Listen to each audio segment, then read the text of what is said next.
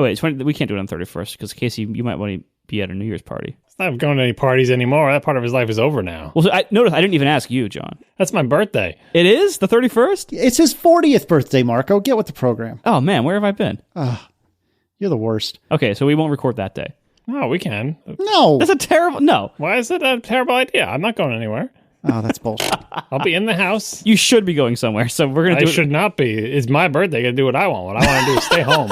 That's the BS where people think your birthday is about them and what they want to do. I don't care what you want to do on my birthday. I care what I want to do. Oh, John, I love you so much. Well, I'll talk to Tina and make sure that I understand the schedule. We're not doing anything. We never do anything for my birthday. We're not doing anything for my birthday this year. Is that her gift to you every year, is not doing anything? Yes, that's what I ask for every year. What do you want for your birthday? No gifts and no party. Do you want to do some follow-up really quickly? Starting with batteries. Sure. I think we were talking about how on the watch, the components will have to go down in power because the battery's not going to save it, because batteries were only increasing, not increasing as fast as the power usage of the internals of the watch might decrease in their power thirst. And I think I threw out a number like 15% year over year or something. Anthony Fitty wrote in to say that the number is actually much lower than that. And I talked about this on Hypercritical number 74, which is way back in June of 2012, had a similar show and wondered the same thing and probably got feedback, probably from the same person. I don't even remember. But anyway, the actual number is more like 7 to 8% year over year for battery increases. So if you're looking for battery technology to save the watch, that's not going to happen. It's going to be just like the phone, where the components are just going to have to go down in power usage. And it's going to be a long time before batteries are twice as good as they are now, 4 times as good, 10 times as good. Yeah, there's something about the a lot of the watch speculation from people has really kind of annoyed me. People keep saying, "Oh, well, right now the watch is going to have this battery life. It's going to have 1 day, but in only a few years it's going to have way better battery life." And I think this is not only related to the feedback. It's not only an overestimation of how quickly batteries get better, but also I think it's ignoring the way things usually tend to happen with computer form factors. Look at the phone, for instance. Look at the iPhone. The very first iPhone battery life was, roughly a day of usage. Almost every iPhone since then has been roughly a day of usage. Mm-hmm. Like the 6 Plus, it's, now it's like, maybe 2 days for some people, depending on how you use it. But the battery life in the entire iPhone line in the last, 7.5 years, has stayed pretty much the same, with give and take here and there, but in the same ballpark. We're not talking about orders of magnitude difference here. It's not going from a day to a week or to a month, because the reality is you're bound by how much mass you have to devote to battery space, and generally what kind of power outputs you need. And things like radios, it's hard to make those lower power because you just need a certain amount of transmit power, etc. Screens, you have to emit a certain amount of light. And so even like the watch, I suspect they're going to go to OLED screens, either in the first version or soon afterwards. And I suspect that's why everything's designed with black backgrounds, because OLEDs, as far as I know, actually only use electricity to light up the lit pixels. Is that right? Yeah, each individual pixel emits light, so if you have ones that are entirely off, they don't. Right, so if you have an all-black screen with a few thin white lines, that actually doesn't use a lot of power for the LED.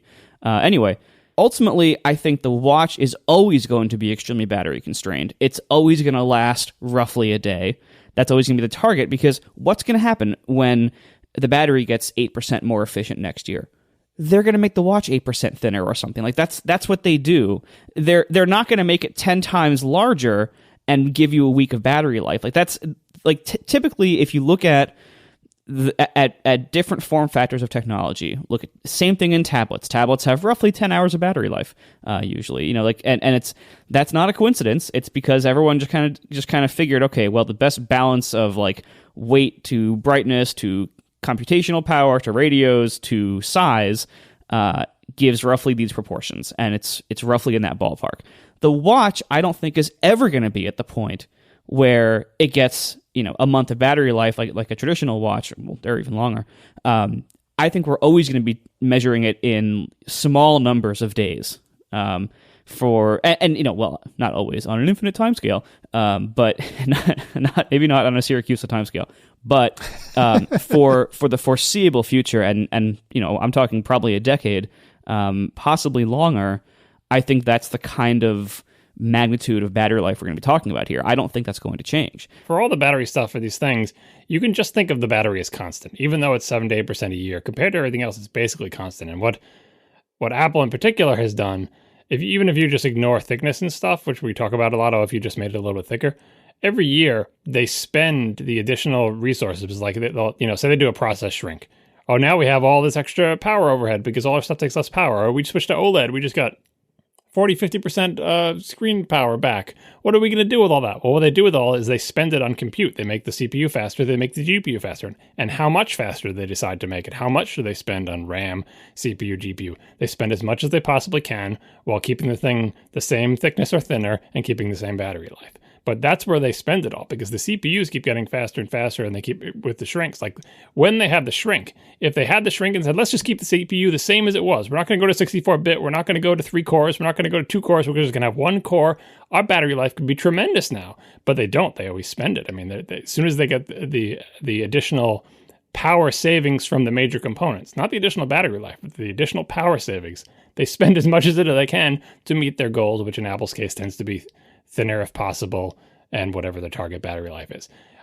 Other people could be spending that same windfall. Again, not a windfall from battery gains, windfall from lower power components.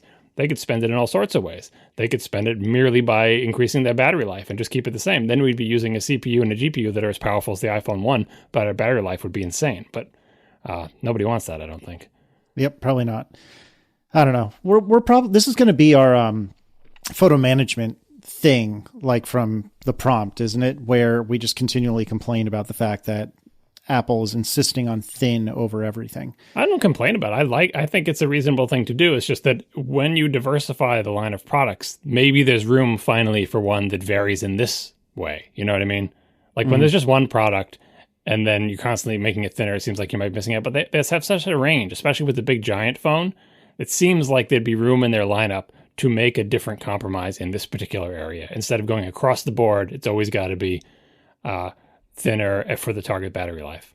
Right. Like what if there was an iPhone 6 thick? 1 millimeter thicker than the 5S with the 6, not the 6 Plus, because that might be a little unwieldy at the 6 Plus size, but with the regular 6, slightly thicker than the 5S instead of being slightly thinner than it. That might give it 40% more battery life, and it would be a little heavier as a result. And see, this is the problem with batteries, is that they're heavy too. Like it isn't just about making space for them; it's also about weight. That's why I said you could go for the iPhone 5 form factor. Like if they bring that back, and you know what I mean. Make a new phone in that size instead of just continuing the 5S and the 5C. If you made the cheap phone thick, the cheap small phone, make it thick. Then it's like, well, the top of the line one is super thin and sexy. If you get the 4-inch model, which is, I guess it's still the 5S internals, like put a thicker battery on that one, then it kind of makes sense in the lineup rather than trying to make the big expensive one thick, because like you said, heavier feels like, hey, shouldn't I, this feels, shouldn't I be getting the sleek one? Like the Palm 5 was the sleek Palm, and it was because it was so much thinner than the other ones. Right? Palm 5 was so good. You ever look at one recently? I looked at mine recently. It's just gigantic. It's really huge. Yeah, it just does not look like you remember it in your mind. Yeah, because I had the 5X after my 3X finally died. Like it took so long for anything else to come out that was as good as the 5X. Was that 160 by 160 pixel screen? I believe so. Yeah, something like that. So that's almost as big as an iOS icon, or is it not even close? Yeah, it's not. At this, it is big. It is as big as most iOS icons. We are sponsored this week by Studio Neat once again. The guys at Studio Neat design tools that make the things you have just a little bit better. They started with the Glyph, that's the GLIF, the Glyph, a tripod mount and stand for iPhones. Well, now they have a new version of it that is adjustable. So it adjusts with case size changes of the iPhone. So now, when the new iPhones came out, when the iPhone 6 and 6 Plus came out, it was compatible on day one. And it works whether or not you have a case on your phone. They also make the Cosmonaut stylus, which I like a lot. It's my favorite stylus for iPads. And now they've moved on to cocktails and cocktail products. So the Studio Neat guys, Tom and Dan, are on a mission to convince you making awesome cocktails at home isn't that hard. Cocktails are simple. You just need a few readily available ingredients. You have access to everything a fancy cocktail bar does, except clear and correctly sized ice. To fix this, Tom and Dan made the Neat Ice Kit. Neat Ice Kit is a set of tools for creating the right ice for your at-home cocktails. Now, Casey, you have a Neat Ice Kit, as do I. Can you describe how it works? Sure. So the Neat Ice Kit has a few components. It is a silicone sleeve, for lack of a better word, and then a foam insulated thing that you put around it. It's like a giant cozy. Yeah, that's a very By the good way, word. is it cozy or koozie? Because I always thought it was cozy. You're from Ohio. Anyway, this is about the Neat Ice Kit, and the Neat Ice Kit is amazing. And I made a whole review I put a whole post on my blog, a review of this thing, which I never do because I like it so darn much. And what you do is you have the silicone sleeve that you put some water in. I think it's like 4 inches long, 2 inches deep, and 2 inches wide. And so you fill it up with water. You put that silicone sleeve inside the cozy, koozie, cuzzy, whatever. And the scuzzy. Then the scuzzy, right. And you put that in the freezer, wait about a day. And what ends up happening is, because of the way ice freezes, you have a 4x2x2 block of ice that's about half really, really cloudy and half crystal clear. And so what you do is you use the included mallet and chisel to break the block in half, and you can use the cloudy part for things like martini shakers or something like that, where it's not terribly important that you have clear ice. And then you can use the clear piece for, just having a cocktail on the rocks, or in this case, on the rock. You can chisel it even further and use it in like a Tom Collins glass, et cetera, et cetera.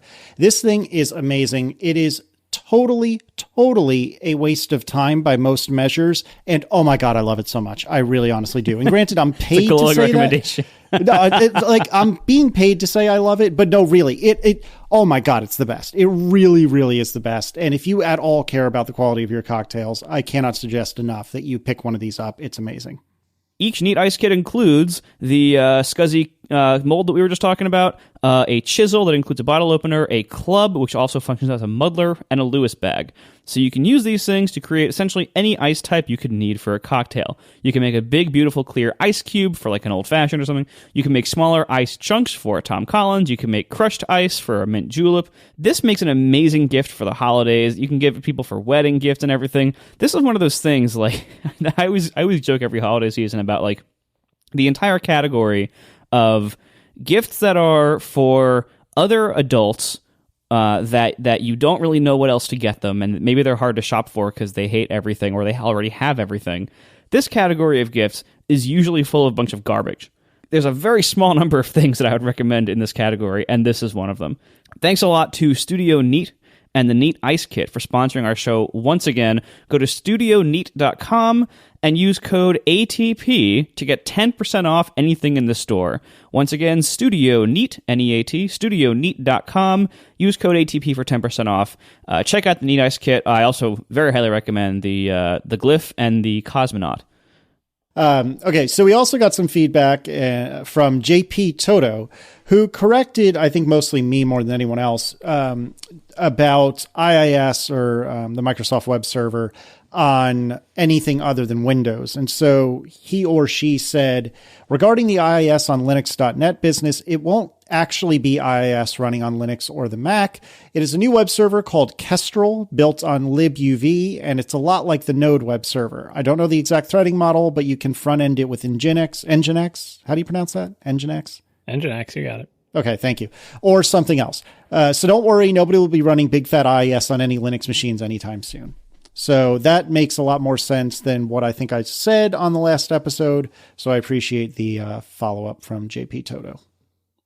Moving on, can you manufacture that thing like Apple does, John? You can't. It's kind of insulting. Yeah, no. So this is a story. We talked a lot about this, about how Apple manufactures things. Last show we talked about how Apple deciding that it was going to make essentially its entire product line out of big blocks of aluminum that precision machines into certain shapes affected the rest of the industry and helped the rest of the industry have the expertise and have the machinery and the supplies out there to do this for their products as well, like that Nokia Mac Mini clone thing.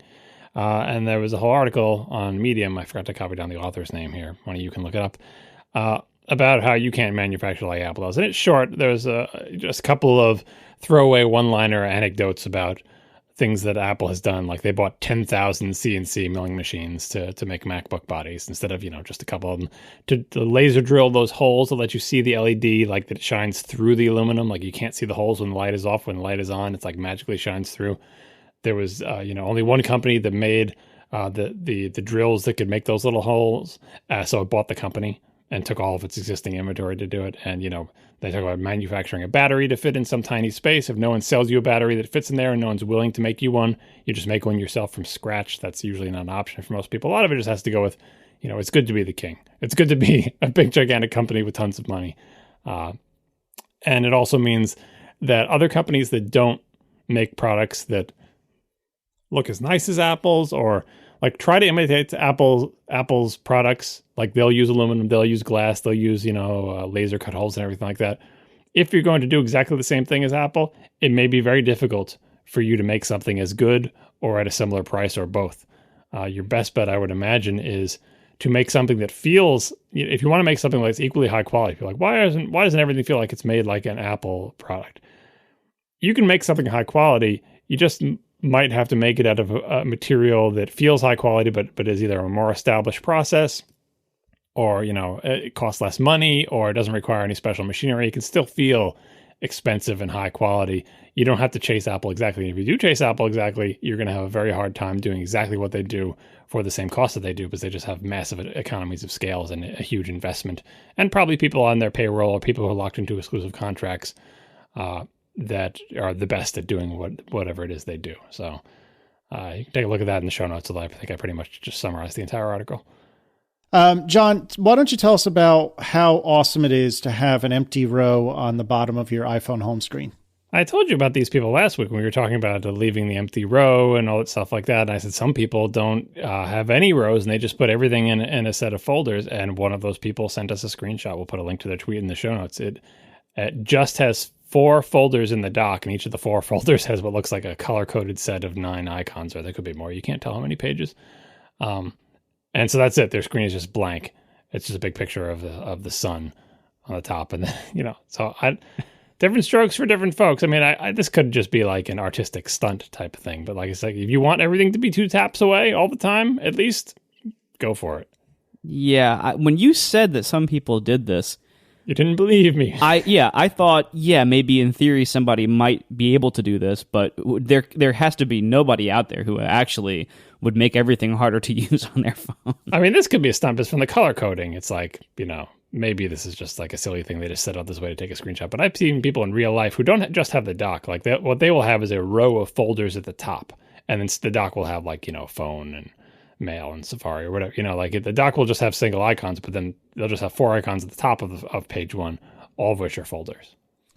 Whatever. I don't know. This is not at all what my home screen looks like, but I'll go with it. I mean, this is why you have the ability to customize it, I suppose, so everyone can be their own special snowflake. Tell me about Instagram completionist, John.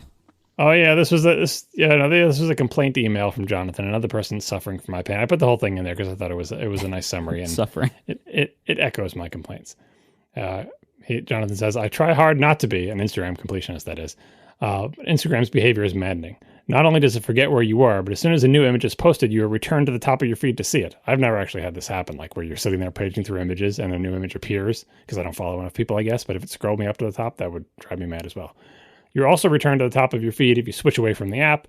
Worse, the feed has a fixed length. If you get to the end of the feed, you might be missing photos older than the oldest one visible. This leads me to the crazy behavior of checking my feed twice a day so I don't miss anything. This is probably exactly what Instagram wants. I hate them. I am an Instagram completionist as well, and I don't know how many people I follow. I'll run my mouth for a second while I look, but I don't really have this kind of problem. Like, I agree with both you and Jonathan that it is maddening the way their app works for completionists, but I don't run into these same kinds of problems that apparently you guys do. Like, I've never seen it jump to the top while I was browsing Instagram. Like, I don't think it even does that. Yeah, I don't follow enough people to have it do that. But just merely the thing of just putting you at the top and you have to scroll back to find what the last picture you saw was. And like Twitter does it intentionally. Like Twitter's thing is you're not supposed to care. You're not supposed to be issue police, and you're supposed to be just like, what's happening now? What's in the moment? It's like getting on a CB channel, in the 70s or whatever. Like, hey, or ham radio or whatever. Keep going back in time. Everyone go on the Telegraph. Anyway, and what's going on? What's going on now? You're not supposed to. Don't worry about the past. The past is the past. What's going on now? Which I think is not a great. I don't like that philosophy, and I certainly don't use Twitter that way. But anyway, that's what they're going for. Is Instagram going for the same thing? Don't worry about what your people posted yesterday. Only worry about the pictures that are happening today. Like, I guess it is. Like, I would wonder, like, what is their ideal? Like volume, how many photos come from people that you follow per day? Is it 1? Is it 7? Is it 100? Is it 7,000? Like, I don't know what their number is, but obviously my number is way below it. And if they think it's very high, if they think, like, I don't know, you're a teenager and all your friends are snapping 17 Instagram pictures a day and you follow 50 people and it's just every day, just hundreds and hundreds of pictures. Of course, you're not going to be a completionist. You just want to say, hey, what are people doing now? And maybe you'll scroll back for 1 or 2 pictures, but that's not how I use Instagram. And I'm not an experienced Instagram user, so I can't say like that's not what Instagram is or what it started out as. And certainly Twitter did not really start out as a completionist medium either. But I don't know, like I would love to ask if there is some person who has a vision for both Instagram and Twitter, why is it that the vision of don't worry about it happened in the past? What is appealing about that? Why is that the goal? Like, I'm not saying it's a bad goal, but it seems weird to me if Instagram is also like this and Twitter is also like this. Is there no room for anything where you care about, like, especially things where you choose who you're going to follow? I guess you're just not supposed to care about everything those people ever write. I mean, Facebook, forget it. Facebook is gone. Nobody sees everything of anything anymore. It's all just... Well, but there it's a monetization strategy. That's very different. I know, but it's also to hold down noise, and like they tied seeing things with friending, so you could silence people, so they would still be your friends, so you didn't hurt their feelings, but you'd never see any of their stuff, and you could see things by friends of friends, and you're right, the monetization strategy is in there too, but the mental model long ago on Facebook, I feel like broke down to the point where regular people don't understand the permutations, and they kept changing the rules anyway. So now it's just forget it. But Twitter and Instagram are both so simple: vertical timeline, chronologically ordered, with a few variations thrown in, but not many, that haven't changed that much. And yet they also want you to just apparently be like, in the moment, don't worry about what happened 5 seconds ago. Those pictures are dead to you. Don't look back. Just real-time follow-up, by the way. I follow about 90 people on Instagram, and I would say, based on no fact-checking whatsoever, just gut feeling, I think I see between 10 and 20 pictures in a given day, new photos in a given day. So I don't see that many, yet even in that small quantity, this stuff all drives me crazy. I should also point out, as a responsible developer and skeptic, that the reason why Instagram put you up to the top whenever you launch the app, whenever there's new stuff, is probably at least started out that way because that's easier. Like, it's just a lot easier to say every time you launch the app, you just load the feed, whatever is the current feed, you load that up to X items and you show that, period. Yeah, but that works up until well before your purchase for $1 billion. You know what I mean? Like, that's like the version 1, minimum viable product. Don't worry about it, blah, blah, blah. But then at some point you get around to that. Some point in the multiple years before you're acquired for $1 billion, you get around to that if it's something that you want. Well, that's not a given at all, though, because there's a lot of apps out there from very large companies where the apps just suck and where things just are never fixed. For example, the Mac App Store. Well, Apple doesn't care about the Mac App Store. That's Right. How much does Instagram care about the quality of their app for completionists? But it's the quality. Their app is the main thing. Like, that is Instagram. They don't even want you to use the website. The website is like the Instagram website used to be. It was just like, yeah, and we have a website, whatever. It's like the app is Instagram. That's what was purchased for $1 billion. If they're not adding this feature, it's because they don't feel like it's part of the product they want to make. And like, just like Twitter does not want you to be a completionist. They don't want you to look back. They don't want you to feel like you have to catch up. They want it to be more kind of, you just dip in to the stream, look at it, and dip and come back out. But Instagram is like, I don't know, for some reason, especially pictures, it just seems like they're so much easier to look at and skim, and you'd be more likely to be annoyed if you missed one. Like, you missed someone's tweet about what they had for breakfast, who cares? But if someone posted a baby picture and you missed it, like, I don't know. It's not the same as PhotoStream. It's not the same as grandparents missing pictures of their grandkids. It is just kind of like, here's a bunch of photos from people I know and follow. But I guess I'm just not, there's very few things that I'm interested in reading or following or doing stuff with where I'm just going to dip my toe in and be like, oh, let's see what's going on. It's like not watching TV series. Like, oh, I just turn on the TV and whatever's on, I just watch a middle episode of some show that I haven't watched anything about, and then I just forget about it. And the next day, if some other show was on, I watch. Like, never watching whole seasons, never watching shows in sequence, just whatever's going on right now. And that does not appeal to me. I can't think of any media that appeals to me in. What does appeal to me is our second sponsor of the week. It's Hover. Hover is a domain registrar that is awesome. Let's say you have a great idea for a name, an app, a joke website, a blog, whatever the case may be, you need a domain name for that. You want something catchy and memorable to represent your idea. Hover gives you exactly what you need to get the job done. You'll find the perfect domain for your idea so you can get started actually working on it and move on to the next big thing on your to-do list.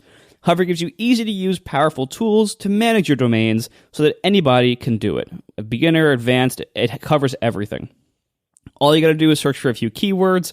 Hover has one of those auto-suggest things where if your name's not available, they can use linguistic tricks to show you alternatives that are available that you might be interested in. And in my experience, Hover's version of this is the best one I've ever seen, for sure.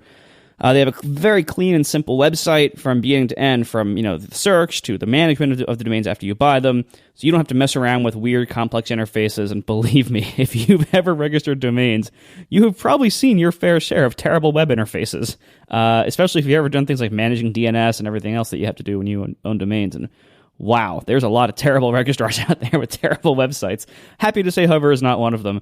Their website is easy to use, nicely designed, and respectful of you. You also know that our other registrars, generally using them is unpleasant at best. There's usually a lot of weird, tricky upsells and just kind of like weird ads and sleazy scams trying to get more money from you. And Hover doesn't do any of that stuff. They respect you. They do things the way that you wish everybody did things. They also have this great service, Valet Transfer Service, where if you want to give them your login to your old registrar, they will, if you want them to, log into it and move over all of your names properly to Hover. So, whatever names you want. They're not going to move things that you don't want them to. So you can make sure that all your DNS settings come over correctly, all your mail settings, all the crazy stuff, all your little A records. Bring all those over properly without missing anything because you don't want to mess that up. They also have amazing customer support. You can call them on the phone, and a human being picks up the phone immediately and is able to help you. It's amazing. It sounds so basic, but if you've ever called customer service for anything ever, you'll realize how incredibly rare that is and how valuable that is. Go to hover.com, and that's HOVER for our British listeners who don't understand a word I'm saying. Go to hover.com and use offer code FISHRULES for 10% off. Really? And that is fish spelled the correct way with a PH at the beginning instead of an F. So PHISH rules. Fish rules. Because, of course, they do. Thank you very much to Hover for sponsoring our show once again. I feel compelled to note that despite that ridiculous coupon code, Hover really is fantastic. So don't use that coupon code or don't hold that coupon code against them. They really are amazing. Hey, if you want 10% off this week, you have to use that code. You have to actually type that. You're welcome, everybody. Sigh. Anyway, John, I wanted to know what you have on your iPhone's home screen. And this is in part because BetaWorks has released an app called, what is it, Home Screen? Is that the name of the app? It's Pound Home Screen. My bad. It's Pound Home Screen. So, in any case, this has been flying around on Twitter where everyone is posting their home screens. And I was curious, John, what do you have on your home screen of your iPhone? I thought we talked about this last week. I'll get to it in a moment, but first I want to talk about this application, which I did download because it was like, everyone was downloading it and saying, oh, this home screen thing. So I downloaded the home screen app. I saw Marco complain that he couldn't find it with the search in the App Store because he searched for the exact app name and didn't come up with it, which is great. Anyway, I downloaded the app and it wants you to take a screenshot of your home screen, which I did. Then it wants you to come back to the app, and then it does something, and then it says, great, period. Your screenshot is shared, period. So I feel like I have now used this app for its intended purpose, right? I have taken a screenshot of my home screen. I've launched the app. It gave me a confirmation message that says my screenshot is shared. What it shows me on the screen of the app is a tiny picture of my home screen. I'm like, yep, that's my home screen. It is now shared. I have no idea what to do from here. It did put up a little window that said, would you like to tweet about this? No, I would not like to tweet about it. And I didn't. And that's it. And now people are like, hey, why isn't your home screen on there? Like, well, I shared it. Can people not find my home screen unless I tweet about it? I don't want to tweet about it. I don't understand this application. All right. Do you understand it? Have you guys shared your home screen? How are other people able to see my home screen? So by default, it. By the way, I didn't build this app. Yes, no, it's not Marco's app. Although I've been complaining to him directly. Yeah. So BetaWorks, it's BetaWorks' app, and yes, I sold its paper to BetaWorks, and I know them. I don't work there, and when I tweeted my screenshot, so by default, it just shares it onto their website. Onto the home screen. I think it's homescreen.is, right? But how can other people see it? So you can go there and like there's a URL. If you open up the tweet sheet, you don't have to actually post the tweet. It'll give you the URL. There is a public permalink on that domain where you can view it. The point of this is to tweet it though, and so anyway, to clarify, when I tweeted it, I said in brackets, shameless app self promotion. And what I was saying was I was basically voting for Overcast and Instapaper because they were on my home screen. And one of the cool things about this site is that you can go to homescreen.is. Is that it? I already forgot the domain. That's what it says, but it's not loading for me. Anyway, you can go to the site and it'll show you. It has it keeps a tally of, because what it does is it looks at the picture of your home screen, and then it actually uses image recognition to recognize with pretty good accuracy what apps those actually are. And then it links to them. You can get to their iTunes pages, and then it keeps a tally of which apps are most popular. So I was voting for my apps that are on my home screen, and that's why I said shameless app self-promotion, not that I made the home screen app itself. Anyway, why other people would want to post it, I don't know. It's up to them. I mean, who knows? A lot of people like to know that. A lot of people like to share their home screens. A lot of people, ask us or other people they know on Twitter, what is your home screen? There used to be a whole site dedicated to it by somebody. I forget who. I think it was one of our Apple blogger friends, right? Yeah, a lot of people do that. But yeah, so in the app, there is a share button, and it says tweet, which I don't want to do. Open in Safari. I suppose that'll take me to the URL. And confirm app detection, where you can go and confirm that it got did the image recognition. I did all that, but other people can't find my home screen. People were asking me, when are you going to share your home screen? I feel like I did. I feel like it should be easier for people to find my home screen. Not that they care. Like my home screen is a mess. So if you want to know what's actually on it, like I said, I had to fill in a row of icons before. I had to rearrange things to be in my thumb. I'm not really happy with my home screen. It's going to change, but it's just the usual stuff. Like, I don't know if there's anything exciting on here. I've got the main apps that I use every day, which is Overcast, Twitterrific, Safari, Gmail app, which I use for my email. I've got, on the dock, I've got phone, photos, video, music. I've got Dropbox on here, the App Store, Messages, FaceTime, Google Maps and Apple Maps, Contacts. It just starts to tail off after that. I've got the WWDC app in a spot that has always been on my front screen. I've been doing that for the past few years just for the hell of it. Wait, really? Why is that there? Is it to watch the videos? No, I don't use it, but every year I replace it with the new version of the app. Rather than having to rearrange everything, it is essentially a placeholder for itself. So you have an app on your home screen that by definition you don't use for 51 weeks out of every year. Well, I use it on and off, but there's tons of apps in here that I don't use all the time. That's a prime spot. That's right in thumb scanning range too. Well, I don't have it. I have it far away. I have it in a bad spot, right? It's in the middle row. It's far away from my thumb. It's I have to reach anything on that edge, I suppose I could swap it with settings or whatever. A lot of my problem has to do with muscle memory for where things used to be when I could reach the whole screen with my thumb.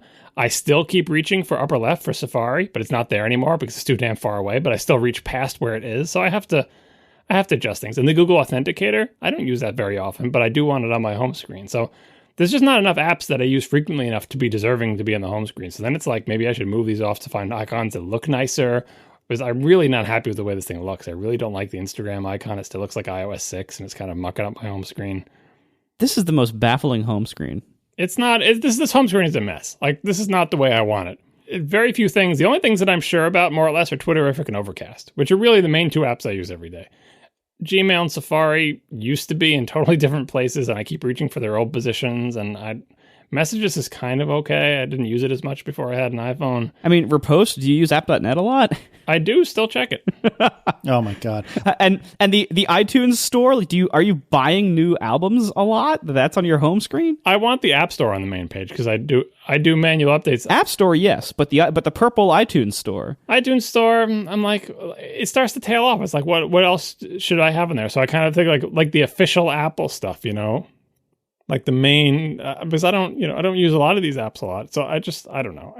I have to sort it out. This is worse than the camera sound effect. Well, I mean, I've just moved to a new device. My iPod Touch home screen I was very happy with, but here I'm kind of lost until I figure it out. And the subsequent screens are even worse. It's just kind of a mess. You only get one more row. You can't blame that. No, it's not. It's the row and the sizing. The sizing threw off all my good positions of everything. It's like, well, now that is a bad position. I would never put like calendar in the upper left. I don't use it at all. That used to be where Safari is. It's impossible to reach with my thumb. So I gotta, I have to put something that I basically don't launch there. And why is calendar on the front page? I guess so I can see the date. I guess because it's the official calendar. I don't use Apple's calendar. I use Google Calendar.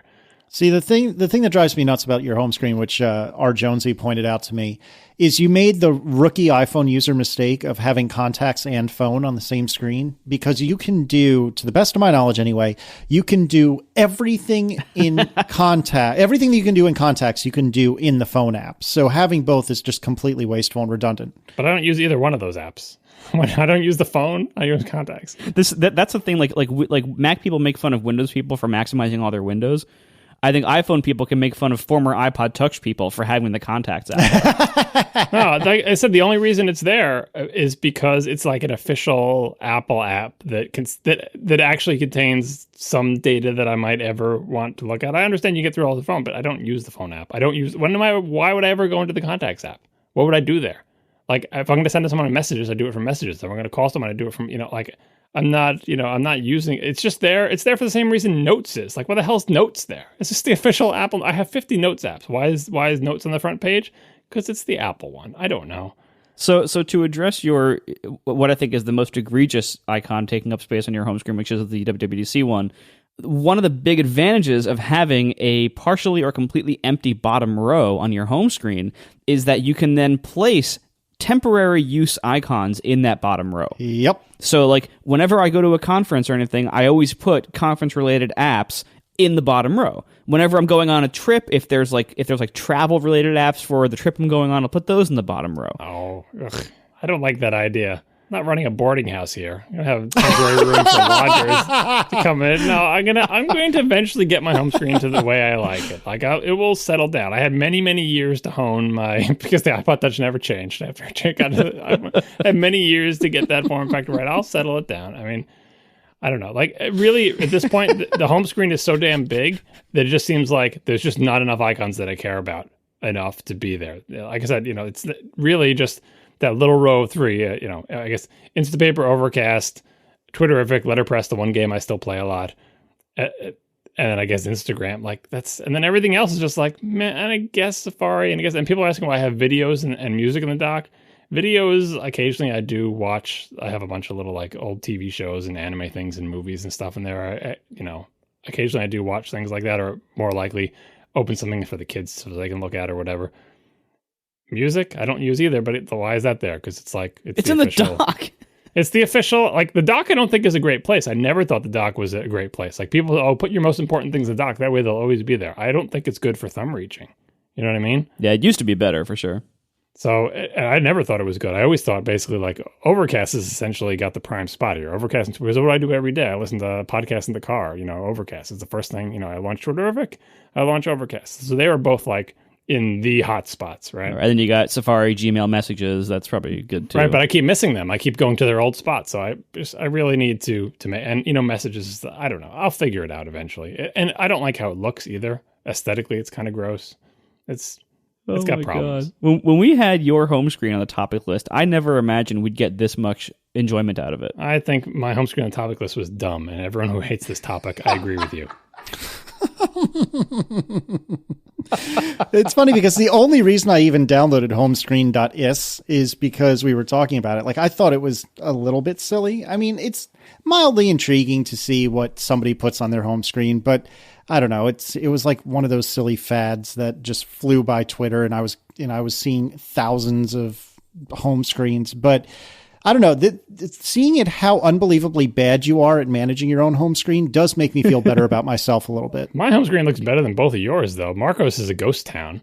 It's like just he's got the dot on Instapaper, which truncates the name. That's just, I mean, the dot is bad enough, but then having the dot actually push the name out like the blue dot does sometimes, that's in your home screen. You got to look at that all day, and then. The Instagram is screwing up your home screen too, because look at all the other nice iOS 70 style icons, and all of a sudden Instagram's there saying, "Hey, look at me, I'm from iOS 6." Ugh, no good. Casey's looks like an explosion of bad clip art. Like, these are not. Gift wrap is truncated with a red dot. I don't like the icon. Baby Connect has the icon, exactly the icon you would think God. Baby Connect had. ESPN football one is like, we just took our logo and shrunk it down. That's an icon, right, guys? Moneywell is not too hot looking. Fast Text does not have feet. And he's got 3 folders on his front page. 3 folders. That is 3 folders, but an empty row. So I need these things to be 2 taps away at all times, but I'm not going to put anything in the bottom row. If I use Fantastical, I did research. Does anybody know if I tried searching the App Store, and this was futile. I went to read all the stupid descriptions after disclosing them. I was looking for a calendar app that would show me my Google Calendar. Does that not exist? Does Google not have one? No, slow down. If your Google account is one of the official accounts in your phone, is that the only way to do it? I believe that's right. Because I don't want to do that. I was just hoping like there's a Gmail app that just says I'm an app, and I will just connect you to Gmail. It's mostly a web view anyway, whatever. Like, I'm not saying it's like native versus web, but I figured I was looking at Calendars 5 or Fantastical or many of the other much better calendar apps that maybe I have a fighting chance of actually using, if they would connect directly to my Google Calendar without having me added as a calendar thing in my iCloud account. Someone says Sunrise will do it. I saw a couple in there. The truth is, I really don't look at my calendar on my phone, so I don't know. Maybe. So why are you looking for an app? Yeah, seriously. Because I figured now maybe like I'll be on the phone with somebody and want to look at a calendar thing at the same time. I don't know. I'm just trying to figure out how my usage might change now that I have a net connection everywhere instead of, because previously, I would never need to do that because I'd be in my house with Wi-Fi or at work at Wi-Fi. It usually means I'm near my computer and I could look at Google Calendar on the big, the web version, which is what I use. Oh, this is amazing. See, I think one of the reasons why, like, this does seem stupid. I agree. A whole service devoted to sharing your home screen that does basically nothing else. That does sound stupid. But it's like looking at people's houses. It's like it's kind of interesting. You can tell a lot about a person by what they have on their home screen, how it's arranged, maybe what their background is. Well, you can tell from mine is this person just got an iPhone. That's true. That's very true. Like, I'm intrigued, John. Like, you have rotation lock on because, I imagine you like to be controlling that factor. But your battery is not fully charged. And I'm kind of surprised that you and of course, your Verizon and Wi-Fi coverage are both kind of weak. And so I'm kind of surprised you let that out. No, so my battery is plenty charged. Like a brand new iPhone 6, that is a long battery life there. The Verizon signal, the cell signal in my house is terrible. Verizon is the best in terms of signal. Some carriers can't even get a signal inside my house. This is why I have a Verizon iPhone. So 2 bars, I'll take it. Casey, I just noticed on your home screen that the wonderful new Fast Text icon is not being recognized because that version is not yet in the App Store. You should really fix that problem. Oh, I know. Don't even get me started. At least he doesn't have a dot next to it. Do they really need to truncate for the dot? I don't like that with the blue dot too, but yeah, you don't think that there's plenty of room for the full name and the dot? It should do a better job of if there is room, like next to day one, the GIF wrap thing, there's room. You could show the rest of GIF wrap, shift that dot over. It wouldn't be the end of the world. Well, and they also could just put the dot on the corner of the icon the way badges are done. Mm-hmm. Yeah. Like maybe put it on the left corner so that it doesn't hide the badge. I don't understand who that badge is for. For people who have beta apps but don't know they have beta apps? You forget which one is a beta? I don't know. It doesn't make any sense. Our final sponsor this week is Backblaze. Backblaze is unlimited, unthrottled, uncomplicated online backup. and it's just $5 a month. Unlimited space. It's really a fantastic deal. I highly recommend that you use online backup. There's so many reasons why you should. There's so many classes of problems that online backup completely protects you from. Like, if all your backups for all your stuff are directly connected to your computer, or if they're in your house, then there's things like, power surges, fires, floods, theft. There's all sorts of environmental problems that can happen to your house that could wipe out all of your data at once, even your backups. With Backblaze, that's a thing of the past. You are paying them to manage all this for you. You don't have to worry about disks failing if your computer doesn't back up properly to Backblaze after a certain amount of time. It will email you and warn you, hey, something's wrong. We haven't heard from you in a while. So many problems this protects you from. They have these great mobile apps also for iOS and Android, where you can browse your files right from your device, the files on your home computer. So if you go on a trip or something, you forgot a file, you can access it there. You can also share the files right from your device. Very, very handy. Backblaze was founded by ex-Apple engineers. They respect the Mac quite a lot, and their app is fully native on the Mac. This is not like a weird Java app or some other weird runtime. It is a native app. It runs very well. I've backed up many terabytes of stuff to Backblaze over the years. I've used them for ever before they were a sponsor. I was even using them then, and I use them for my computer, my wife's computer, my mom's computer. It's great this weekend for Thanksgiving. If you're going home, set it up on your parents' computers. It's fantastic because then if it doesn't hear from your parents' computers in a while, it'll email you if you're the account holder. So you can then go help out your parents. Say, hey, your backup's not working. Let me go fix it. Backblaze, I love it. It is unthrottled. You can upload as quickly as you can. I've had issues with a few other providers with that, and I've never had an issue with Backblaze. It really is simple. It really is just $5 a month, unlimited, no gimmicks, no add-ons. $5 a month for unlimited disk space, and it's really great. I love Backblaze. Go to backblaze.com/ATP. I definitely think you should use online backup, and if you're going to use one, I'd say Backblaze is by far the best, and I'd say that even if they weren't paying me to say it, and in fact, before they were paying me to say it, I was saying that. Anyway, thank you very much to Backblaze for sponsoring the show. Go to backblaze.com/ATP. All right. I'd like to yell at Marco for a little bit. Gladly. Where's my freaking Overcast Mac app? Wait. Before you yell at him about that, why do you want a Mac Overcast app? Okay. So the reason I want a Mac Overcast app is because I actually do a lot of my podcast listening at work. And if I'm going to do that, I'd like to do it on my Mac because it seems silly, in my personal opinion, to have your phone or your iPad out just for the purposes of listening to a podcast when I have a perfectly functioning computer right in front of me that would do the trick. And yes, I am aware that Overcast has a web app, and yes, it is very good. No, it's not. Well, I mean, it's pretty good. No, it's really not. It's pretty terrible. Go ahead.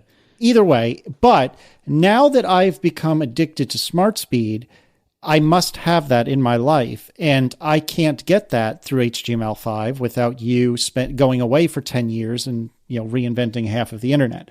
So I want to know where my Overcast for Mac app is, please. Okay, so first of all, there's a couple of cases to be made here, a couple of different options to take. Obviously, I should make the web app better. That is point number one.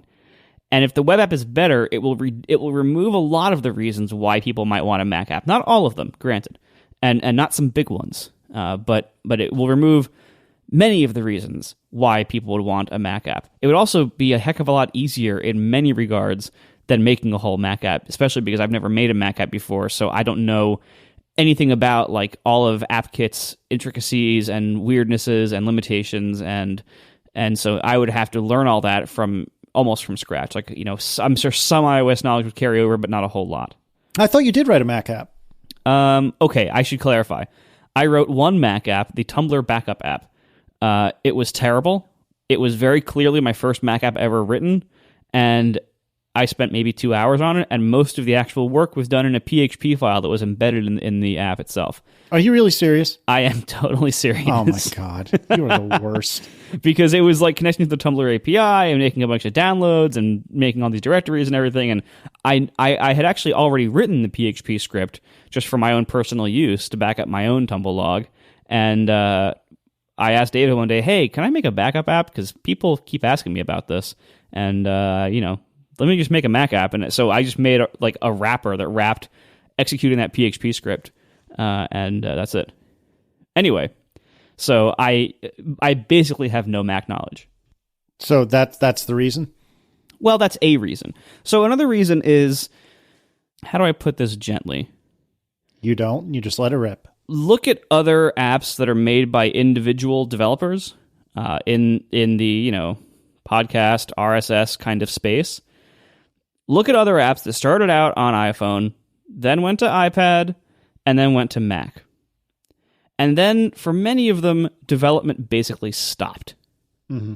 And so I see this in a few apps that I used to use, and it kind of scares me because clearly, I mean, I don't know what anyone's story is. I haven't looked into any of these in detail, but it sure looks like when you go to that third platform, especially because the Mac is so different from iOS, it sure looks like a lot of developers just get stuck because there's just so much to keep up with at that point. Then you have these three different code bases, all this like different platforms moving at different times. As the platforms advance, you have to try to keep up with them. And it just seems like the Mac app is like the kiss of death for indie developers who started on iOS. It's like, oh, I'm going to make a Mac app, and then like inevitably, it doesn't seem like they sell very well. I've never heard of anybody saying they made a ton of money off their Mac apps who after they came from iOS first. In this kind, I mean, obviously, if you're like making like productivity, professional software, that's a different story. But in this kind of space, I haven't heard of great success there. So it just. It just I'm very scared of it basically bogging me down, weighing me down, and making it very hard for me to keep everything updated. So that's a major point. I also I don't think Overcast is really making enough money where it would make sense for me to pay somebody else to make it, and I don't think it would. I don't think it would bring in enough money itself really to justify the expense of somebody else making it for me. So I think it's the kind of thing where if it's going to exist, I'm going to have to make it.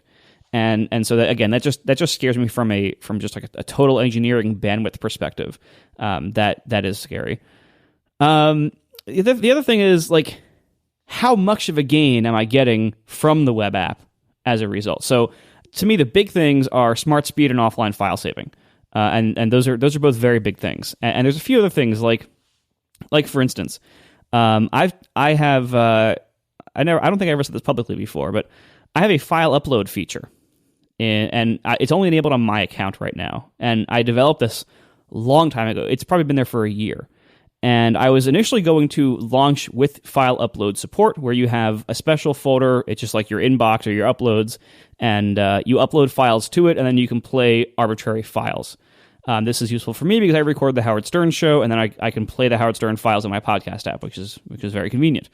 I built the whole feature is there. It's built out on S3, and I was a little scared with business concerns and things like piracy concerns and like takedown notices and like if I don't have to be responsible for these files for both the costs and liabilities of hosting people's uploads, that would certainly be ideal. At WWDC, when iCloud Drive was announced, I thought, you know what? I'm just not going to release that S3 uploads feature that I made. Ideally, I'm going to rebuild this feature using iCloud Drive, and very easily also support Dropbox. Like if it's easy to also support anything else that uses the document picker, which it probably is, I could do stuff like that. So that is a way better feature. That being said, that will never work in the web app. So there are certain things like that, like handoff I can do from the web. A lot of people don't know this. You can do handoff from web apps to iOS apps and vice versa. So I could do a handoff playback, but it isn't as good or as easy from the web, and there's a few little gotchas. The web, I'm always facing issues of like different browsers being a pain in the butt about something. One of the biggest problems, actually, and this could end up being really problematic depending on the direction that web browsers go, is mixed content security. Right now it's considered bad for SSL if you have a page that's served over HTTPS that includes any assets that are not served over HTTPS. The problem is Overcast does not host the podcast files because that would be insanely expensive and bring a lot of other problems like lack of control, lack of download stats for the publishers, things like that. So most podcast files are hosted on regular HTTP links that are not HTTPS because who cares? So my web interface is all secure. So almost every Overcast player page has this mixed security problem. And that prevents a lot of things. For example, it prevents me from ever making a Twitter card that includes the audio player feature, which is really annoying because I would love for Overcast Twitter links to have like, a built-in player and a card. If anybody uses the card interface, I don't know how Twitter works. But Twitter cards are required to be all HTTPS, including all the resources they load, including the media they load. So I can't do that unless I proxy all those files, which again is very expensive and has a lot of problems associated with it. I'm also completely held at the whims of browser developers. So, let's say Chrome decides, we think something is bad and we're going to stop supporting it next week because of security or whatever. If that something is some kind of behavioral detail of the HTML5 audio player or something like that, I'm just screwed. So there's all these problems with the web app approach that it's not worth killing the web app. It's not worth having Overcast on Mac be the only way you could play Overcast files on a Mac. But there's a lot of reasons why a web app probably shouldn't be the only way you can play things. If that makes sense. Relying on a web app for the kind of functionality I do. I mean, if you're making something else, that's a whole different story. But if you're relying on serving mixed security level resources with this cutting edge HTML5 audio player, and if I would try to build in things like effects and speeds into it, which some of that can be done with some of the new audio APIs, Smart Speed still can't, which is unfortunate, although it would have to be written in JavaScript, so that might be horribly slow.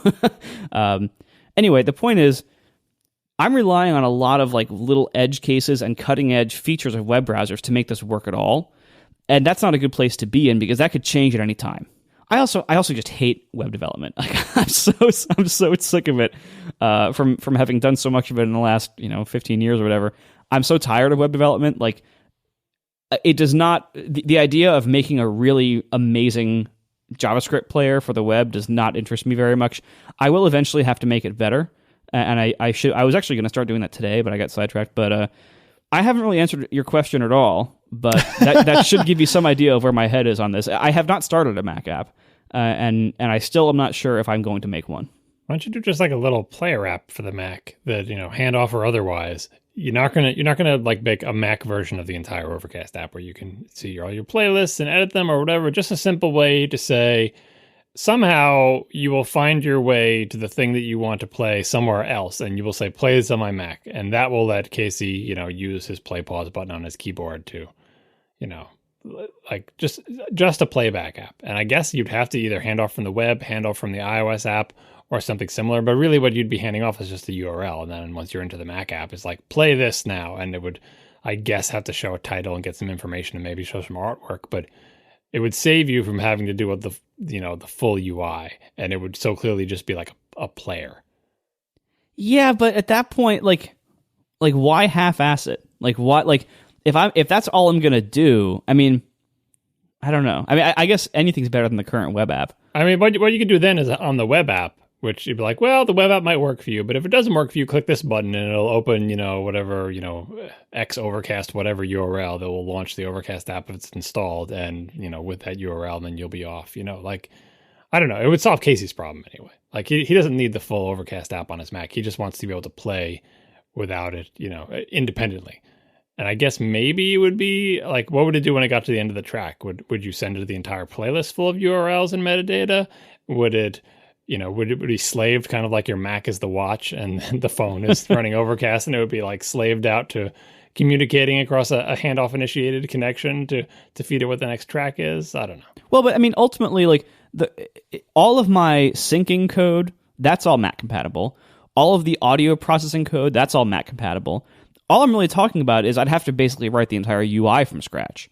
But the UI doesn't necessarily have to be that complicated.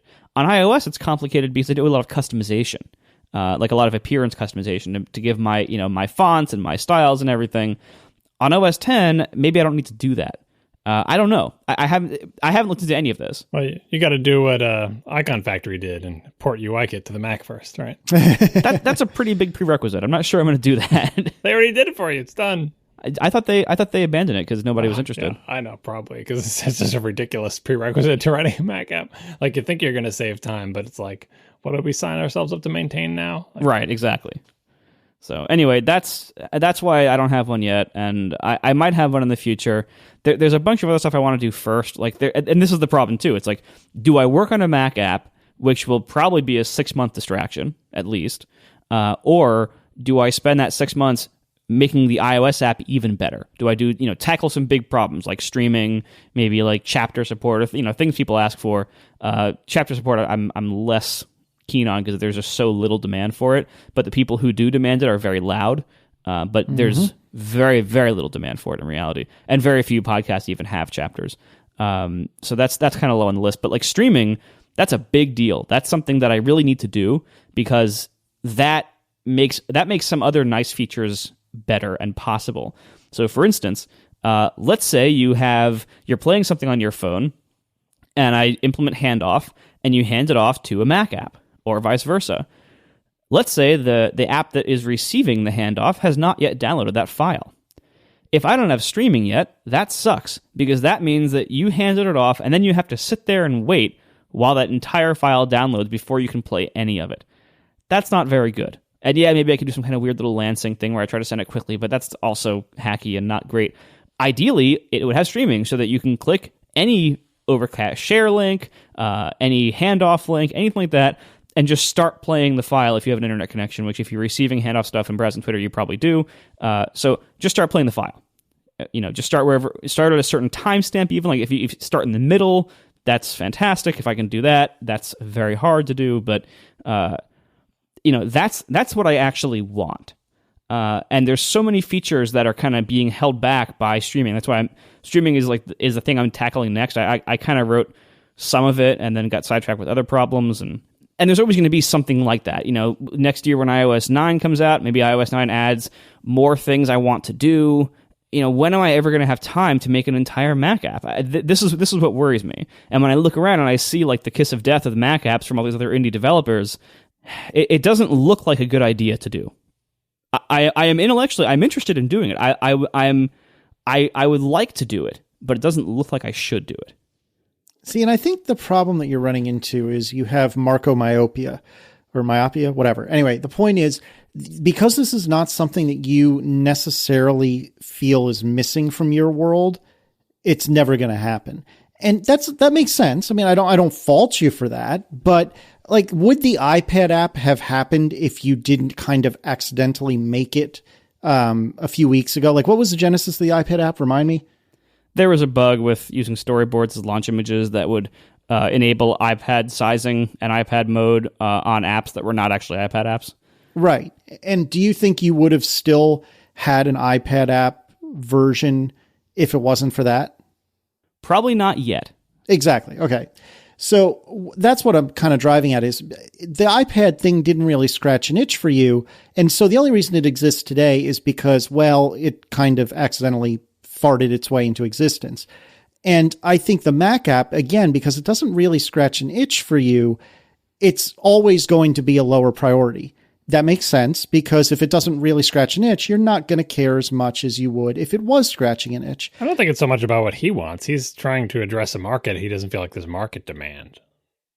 Correct me if I'm wrong, Marco, but it's not just like, oh, well, I wouldn't use it, therefore. If 50% of your users were clamoring for a Mac app, you'd be considering it much more strongly, whether you used it or not. Yeah, so it's complicated. So first of all, there is certainly the calculus that goes on about like, okay, well, how many people are likely to even want this and use this? And, is there any money in it? Is there going to be any meaningful user growth as a result of it? And you compare that versus how much time it takes to implement. The iPad version, I don't think is doing much for me long term, because I just don't think, I think podcasts, most people who listen to podcasts probably listen on their phone. I'm pretty sure other people have discovered this information already. I don't think this is an outrageous guess. The iPad app was only worth doing because it was relatively easy and is not going to impose a massive ongoing cost of maintenance with things changing. The way I did it was fairly low effort. I did an adaptive UI with a split view. So I'm doing a lot of like Apple stock UI stuff. It is never going to win me a design award or anything like that. No one is ever going to look at the Overcast iPad app and say, this is an amazing iPad app. This really shows off what the iPad can do. It doesn't. It's not. That's not why I made it. And there isn't enough of a market on the iPad, as far as I know, to justify doing that for this type of app. So I did what made sense because basically it was cheap and easy. The Mac is a totally different story. The Mac, I'm guessing the size of the possible audience of people who would play podcasts on a Mac with this app is probably about the same size as the iPad audience, but it's way harder to actually get there. It takes way more effort because I have to rewrite the entire UI from scratch and maintain that over time and deal with, like it's so nice being able to listen to Core Intuition and hear Daniel Jalkut and Matt and Reese talk about like how terrible the Mac App Store is being some week with some terrible signing bug or something like that. It's so nice to listen to that and know that I don't have to worry about that because I don't have anything in the Mac App Store. And the fact is, if I did this, I'd be in the Mac App Store because I'd want to use things like Handoff and iCloud syncing and stuff like that, like for certain things, make things better. So like it's right. Going to the Mac would be a very expensive proposition in time and in ongoing maintenance. And I'm very doubtful that enough of a market there exists to make that worth the loss. Yeah, I understand it. I don't know. It's hard to say because I'm no more convinced that I am right and that and also that you are wrong. I know I want a Mac app really badly, but for all I know, I'm the only one. So it very well could be that I'm steering you directly into financial ruin, figuratively speaking. But man, I feel like it would be a relatively good differentiator as well because what has a Mac app? Does Downcast have a Mac app? They definitely do. I don't know if Instacast does. I'm not sure. Downcast definitely does. I think Instacast might. Yeah, I think Instacast does. Yeah, and Underscore released a Pod Wrangler Mac app, I thought, in a beta capacity, and it was very much what you're describing visually. I mean, it was super simple, very stock, nothing too exciting, but it was functional and it got the job done. And I miss having that quite a bit. And I'm not saying I'm the only one, but I may be the only one at the same time. Now, Marco, how do you listen to podcasts as you're listening to Fish as you work? Yeah, I'm listening to music as I work. It's often Fish. You're when you're in front of the computer, my point is you're not listening to podcasts most of the time. Right. I almost never listen to podcasts on my Mac or on any Mac, which is one of the reasons why I have not been motivated to either make this or make the web app better. Right, that's exactly my point earlier. Yeah, you're exactly right. I mean, that is probably the biggest reason, honestly. If it isn't about market demand. The biggest reason is that I don't care. There are features I would like to enable that would be cool, like I mentioned, some of the cool handoff stuff. I would love to do stuff like that in a Mac app, but ultimately, I would very rarely use my own Mac app as far as I can predict, because I don't listen to podcasts while I work because I can't concentrate on both. And I know a lot of people are like that. Oh yeah. Now, let me ask you honestly, do you have any interest in people tweeting at you or anything like that if they are interested in the Mac app, or is that not going to change your mind? I mean, people have tweeted at me about that before. Whenever I bring up the topic, whenever someone else does, I always get people saying, well, I'd buy it. And that is nice to hear. That does help. But it doesn't really indicate to me how much of a market there is. It just says like the market is probably greater than zero, but that doesn't really mean like hearing from a handful of people on Twitter does not really tell me this will probably bring in $50,000 a year or something. Like it doesn't tell me like something I need to know, or like this might bring in 20,000 new users a year, or like it doesn't tell me any of that information. He's got to charge $10 for it. $9.99. Well, that's the other thing. So maybe I could, make more money with it. It would be because it's bigger on the screen, and the bigger it is in square inches, the more money you can charge. That seems to be the logic that's in people's heads. Sure, yeah. However, if I'm going to charge good money for it, and I probably wouldn't make it if I wasn't going to charge, another $5 or $10 for the unlock for the things like Smart Speed and stuff. But if I'm going to charge good money for an app, I want it to be really good. I don't want to charge money for a terrible app, and So like I'm not, again, this is going back to the half-ass thing. I'm not going to make a terrible Mac app that has almost no features with a $5 in-app purchase to unlock its almost no features. Like that's not a very, that's just not, I don't want to do that. I would feel bad doing that. But I'm also not going to make one that I don't feel good charging for and just release it for free and have that be it. So if I'm going to do it, I want to do at least a reasonable job on it. It doesn't have to be like amazing. Again, it could be the same approach as the iPad, where it's like, I'm going for pure utility value, doesn't need to be fancy with the UI, will never win an Apple Design Award or anything like that.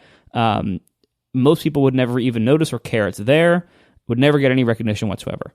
But I would at least want it to be functional and to have, the basic features of, the iPhone app only has 3 levels of navigation. I mean, it's not like it's a very complicated UI. So I don't know. Maybe I could do a basic little 3-pane kind of thing. I don't know. It makes sense. I just don't want it to make sense. I want you to say, you know what? That's a brilliant idea. I will do it tonight. No, I mean, I would like to do it because I'm curious about Mac development. This is one of the reasons why every time there's a new OS X release, I hope for some kind of bringing over of something from UIKit into AppKit, or some kind of like replacement to AppKit that is more like UIKit, because there are so many like pretty fundamental differences between the two, between the way they work, that and I don't know how hard it's going to be yet. I've never tried really, but I know it's going to be really irritating and it's going to slow me down a lot as I learn all these flaws and limitations of AppKit and all these little weird behavioral details and differences. And I think it would, not only it would enable some of my laziness, but I think it would serve Apple well to reduce that barrier between the two, to make development for the Mac more like development for iOS. And I'm not saying bring over all of UIKit, because all of UIKit doesn't make sense on the Mac. And there's a lot of things that the Mac does that don't make sense in UIKit.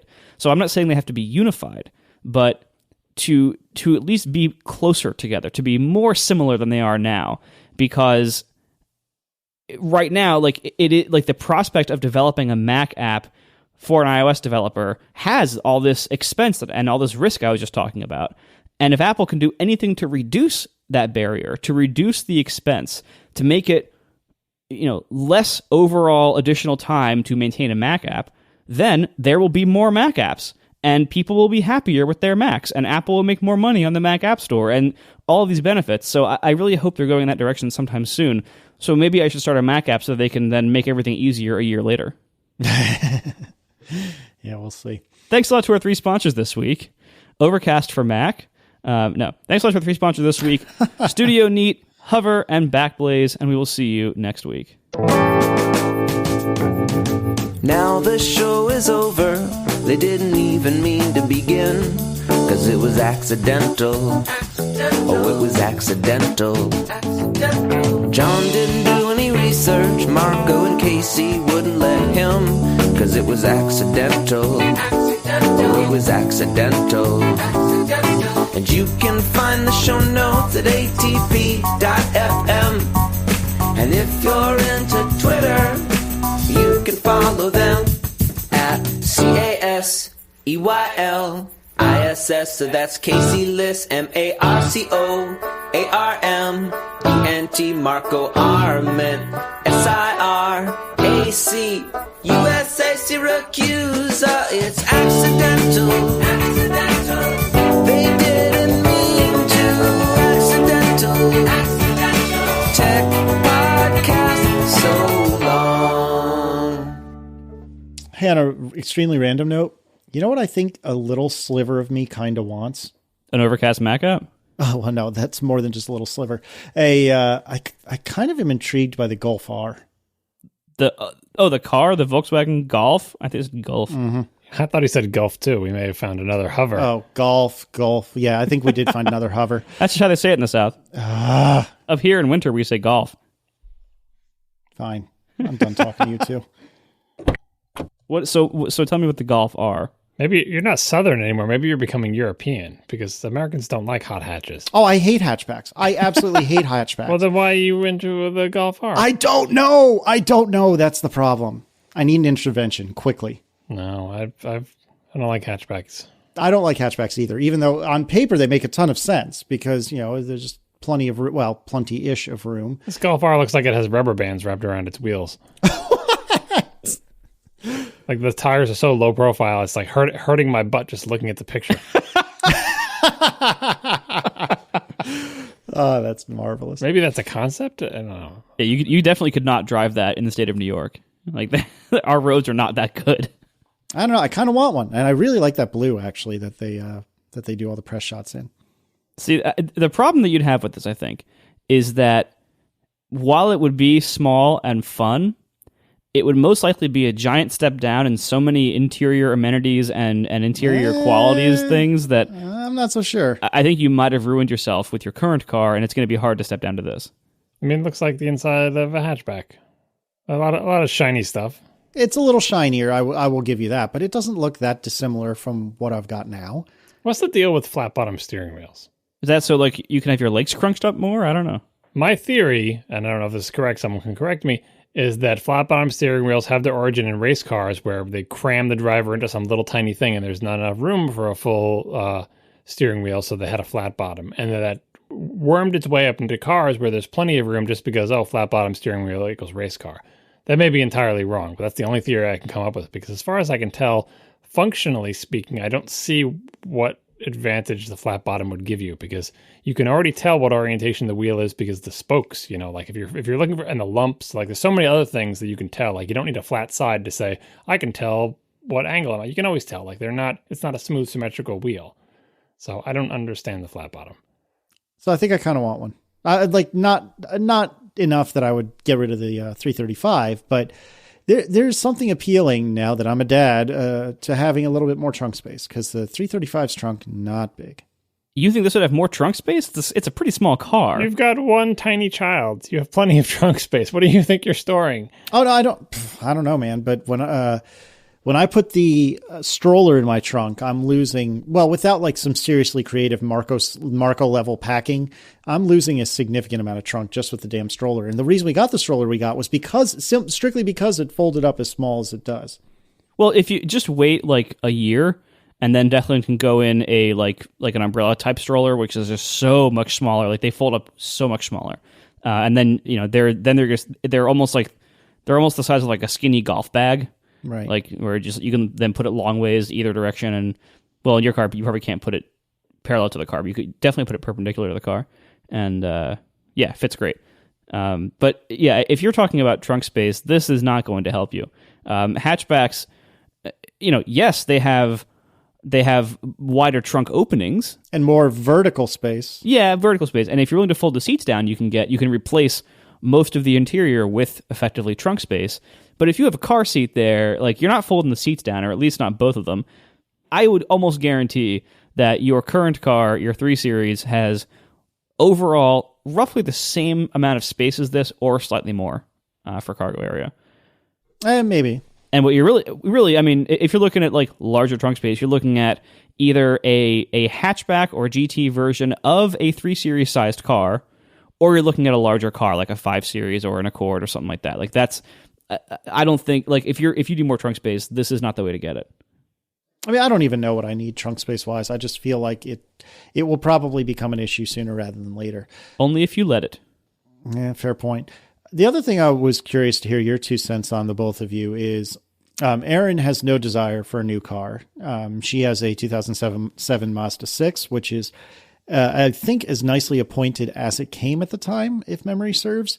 And she loves that car, and I would probably get murdered if I ever tried to take it away from her. But if we were to get her something different, what would we get her? The obvious answer to me is X5, a used X5. The bonus answer, which is a little more unique, but probably a terrible idea, is an SRT 8 Grand Cherokee, which is crazy fast and crazy fun. But she would be stopping at a gas station every 10 miles. What's happening to you that you're considering quote unquote high performance SUVs? Why not? What's going on? What do you mean why not? It's like either get no, it doesn't make any sense. It's like getting an off-road Lamborghini, which I know they're working on an SUV, but I mean, like, if you had it's the wrong combination of things. If you're going to get some sort of big, tall 4-wheel drive SUV-ish type thing, don't get it with like low profile tires and a super fast. Like you're mixing things that don't work together. Yeah, but that's what makes it so magical. No, that what makes it so ridiculous. I keep trying. The Lamborghini was my example, but they're making an SUV, so I can't. It's as if you had a Porsche SUV, but they make one. It's as if you had a Ferrari SUV.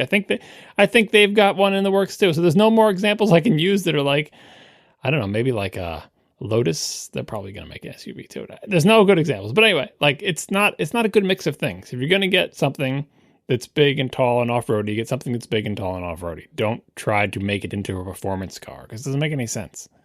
Well, also, SUVs have a similar problem as what I was saying a minute ago about cargo space being, so like a lot of people get these compact SUVs that are based on like the Civic size platform. In BMW land, that would be definitely the X1, which is based on the actual 1 Series, and probably even the X3.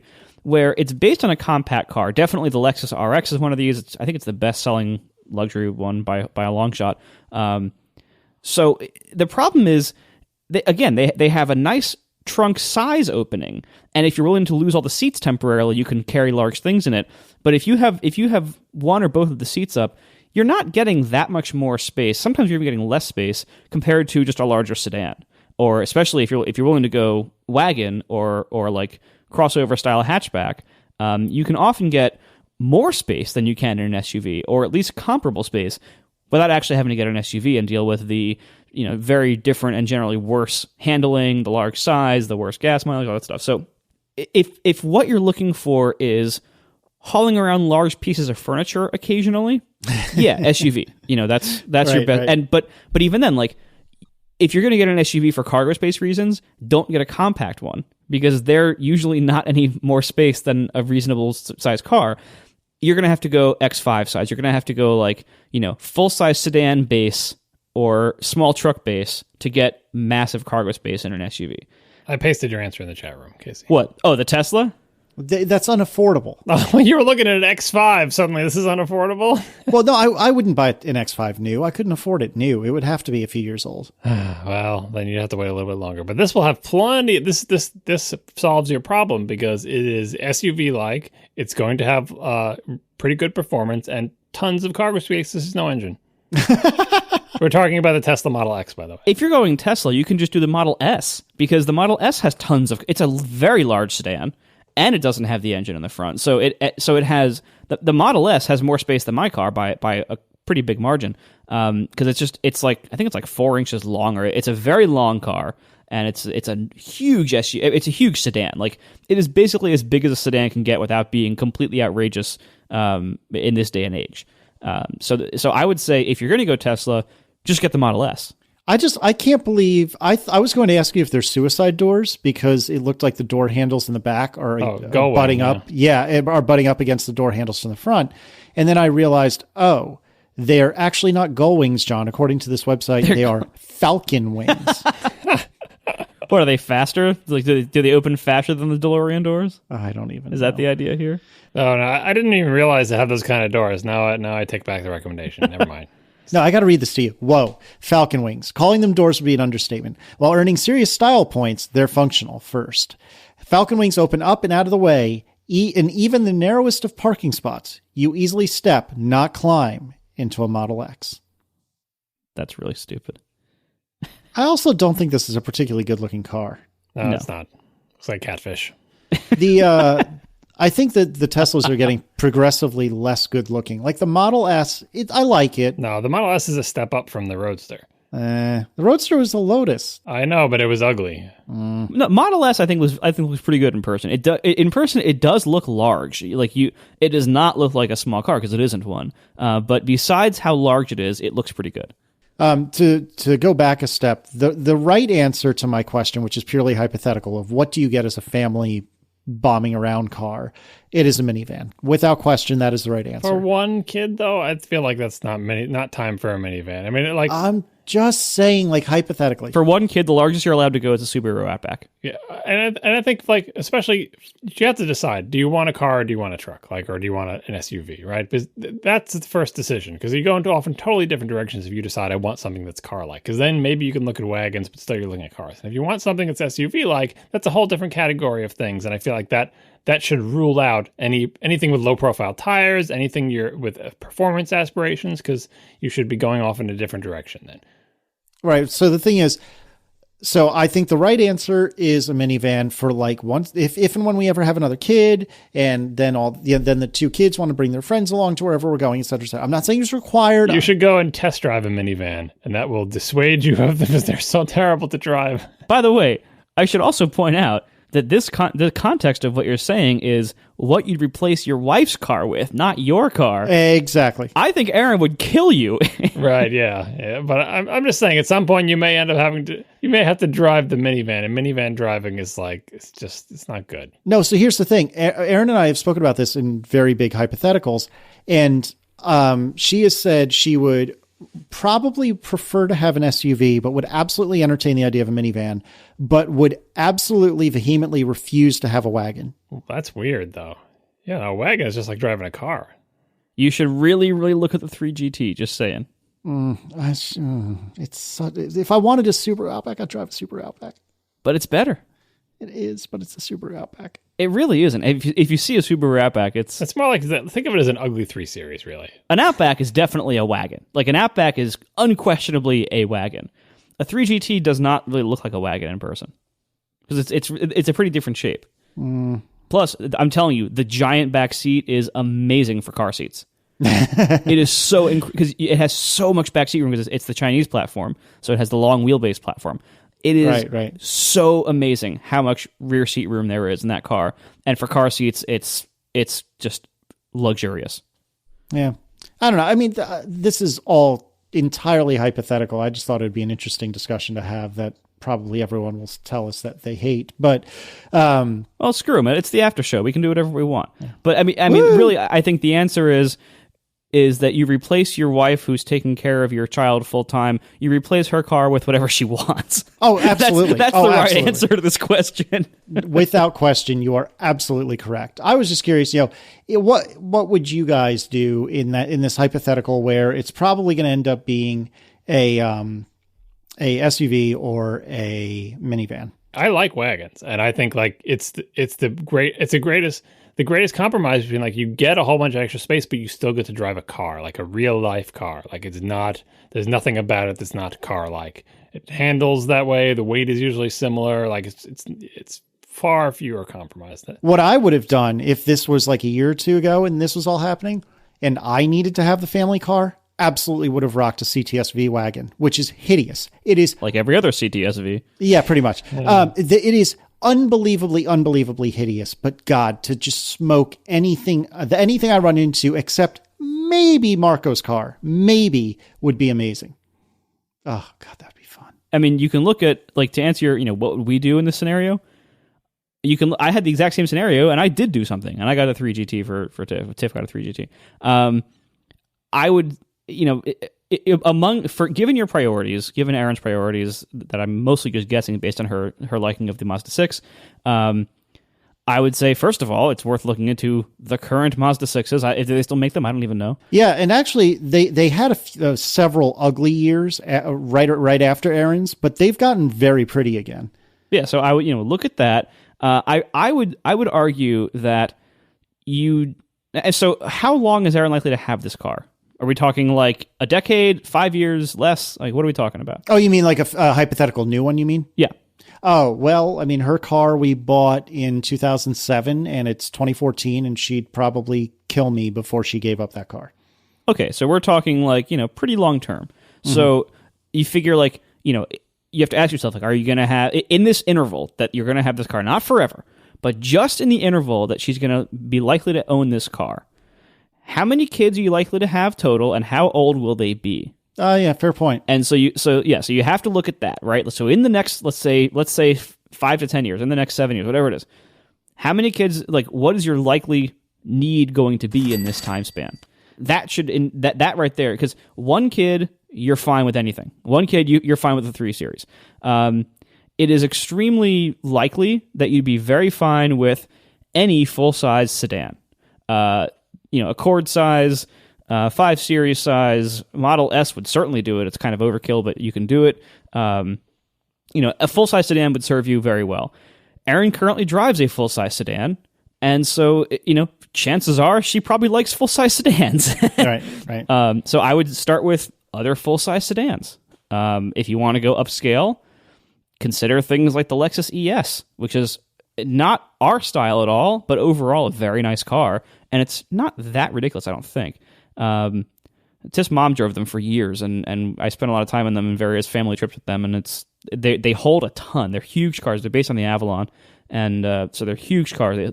They're luxurious inside, and they're not sporty at all. That's the problem. But overall, they're pretty good. Things like the Accord. I mean, look, John. I mean, you have a family with 2 kids. You've never had an SUV, right? You have an Accord. Well, before I bought the Accord, what I would actually buy for myself if I was buying like a bigger car with more space, if I felt like I needed one, is I would probably I would maybe decide against, but I would look at Volvo wagons because back in the day, I still have it in my head that Volvo was still the most safety focused company. Now that they've changed owners 7 times or whatever, who knows if that's still true. But I have good memories of Volvos, and I think they make a 4-wheel drive wagon that's actually a wagon. I would look at them. Maybe I would just decide that they're way too expensive and that they don't drive as well as a car that costs the same amount of money. I could never bring myself to pull a trigger, but I would look at that because I see lots of people around the neighborhood driving around in Volvo wagons, and I like the idea of wagons to have something that's car-like or whatever, and it would not be a nice car inside, and it would not handle nicely and not drive nicely, but I would have a feeling that it was safe, whether that's true or not. So that's what I would look at. Volvos used to be very into offering 5 speeds back in the day, even in like wagons. Is that still true? Yep. No, I had. That's what I learned. That's what I learned stick on. I doubt it's still true. I'm sure not anymore. But yeah, I think Volvo has changed a lot from the Volvo that I knew in my youth. But that's what I would look at. And I think if I decided that a wagon was something that I wanted, I would wander over to the Audi. But in reality, I don't have the money for either one of these cars. So that's why I have a Honda Accord, and that's why I would continue to buy. Well, and again, the key here is that if in this hypothetical thought exercise, it would almost certainly be like a 2 or 3 year old used car because we don't have the money to spend on one of these ridiculous monstrosities. Yeah, I don't like used cars. Like, I mean, realistically speaking, if I really needed more room, I would end up with a Honda Odyssey. That's just what I would end up with. Like, I would not like it, but that's what I would get because that's tons of them around here. That is the minivan that I can most stomach. I have driven in one. I do not like them. But if you got to do what you got to do. And you can also, the world of full-size sedans and medium-sized SUVs like the X5 and stuff. If you're looking at the luxury brands, you can do the same thing you do with your car. Get one you get a used one, get one that's 3 years old or something. Like, right. Get it, a 3-year-old 5 Series or A6, I think would be a pretty solid car. It's a bit of money for that, but certainly cheaper than a Tesla. So yeah, I would start with full-size sedans and evaluate your needs based on, how many kids you think you're going to have and how old they're going to be during this time span. Because the reality is a full-size sedan can hold enough for 2 kids. It's like you can't be the school bus that brings all of the kids on a field trip, but by the time that is likely to happen, that might be like 8 years from now because your kid's going to be older by the time that's actually a thing that happens, right? Like, so that might be the end of this car's lifespan. Right. Every time this debate comes up, I always just think about our Volkswagen Rabbit that my parents took the 3 of us skiing in for a week routinely. That's insane. 3 kids, Volkswagen Rabbit, skis, ski equipment, boots, no rentals, like bringing everything with us, 1 week packing. I mean, and then that's the thing. Like growing up, like my family always had Corollas and then Camrys, and that was it. And there were 2 kids, and that was it. Like, and we made it work. Like, people, you'll make it work. No matter what size car you have, people make it work all the time. People in Europe think we're all big fat slobs and we're crazy for buying these giant things because we are. Well, they are right. Exactly, so. They are right. But like, families in Europe deal with much smaller cars and they just make it work. Like, that's what people do. Whatever size car you have, you're going to make it work. And and that's it. It might be more or less convenient at certain times, but also like, don't choose your vehicle for this imagined scenario of something that you might want to do once or twice while you have it. Like this is why so many people buy giant SUVs who will never really need a lot of that, space or capability or off-roadness or whatever. Like, well, what if I need to move furniture? Okay, well, how many times in the last 3 years have you moved furniture that needed an SUV? Like, you ask yourself things like that. Rent a van from U-Haul. Yeah. Be done with it. Or pay the $70 to get it delivered, because like, how many times are you going to need to do that? Like it's, so that's like, look at your priorities like that. Just think about what you would actually need and use most days. Like, and just get something that fits that. Because most of the time, you're not going to be carting around your kid and 5 of their friends in the next 6 years. Like, that's very unlikely to happen. No, you're absolutely right. And on the list of things that I just do not understand, along with people who don't carry cash, is people who buy pickup trucks and use the pickup bed to haul like pickup-y things twice a year, just like you're saying.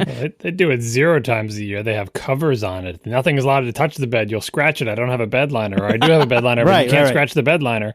That's why they have 4-door pickup trucks. There's a serious problem. There's massive sections of this country where like a truck is just what you get. Like that's just that's everybody has trucks. The default is a Ford F-150, the best-selling car in America for many, many years when we were growing up. I think it has been displaced by the Camry and the Accord now, but it's still always in the top few. Yeah, and it always depends whether you include fleet vehicles or not also. Oh, but you're so right about SUVs. Like the old SUV thing used to be like, oh, you're never going to take that off-road. But no one says that anymore because everyone realizes these are not made for off-road, like with the exception of maybe a couple of Range Rover stuff, right? So everyone's fine that they're just cars, but then it's like, what is it that you're getting? And so many SUVs have just squeezed in the edges so much that they have so little room for luggage. Yeah. And they only have 2 rows of seats, and the middle seat is not more comfortable. And so it's like, what you're getting is a really tall, bad handling, gas guzzling car. And that's what people want, because I need to be up high. Like that is the big selling point. I want to be up high. There is some image stuff. Like same thing with the image stuff of the pickup truck, like some part of your image, you're buying a car, like it's like fashion. I'm the kind of person who drives a whatever, right? And some people feel like I'm the kind of person who drives a Lexus SUV because, I'm a suburban dad and I want to show that I'm a family man, or whatever it is that you're, as John Roddick would say, repping with your vehicle. That's part of the message, right? And it used to be that it was like off-road stuff, but that went away so quickly. So now I feel like for the thing that you're presenting to yourself, you are trading a lot with the SUVs because you're no longer getting more, luggage space. You're never getting anything really off-road wise. A lot of them are just front-wheel drive, not even four-wheel drive. Like the best-selling models are always the front-wheel drive ones. Yep. So it's like, it's a big sacrifice in terms of cost and mileage and, handling and the possibility of tipping over or whatever other things you might be giving up for this image that you're putting out. In the end, plain old boring cars and maybe wagons still offer the best compromise in exchange for having something that says nothing that you want to say about you. Like no one what does a Camry say about you? It says you bought the default car.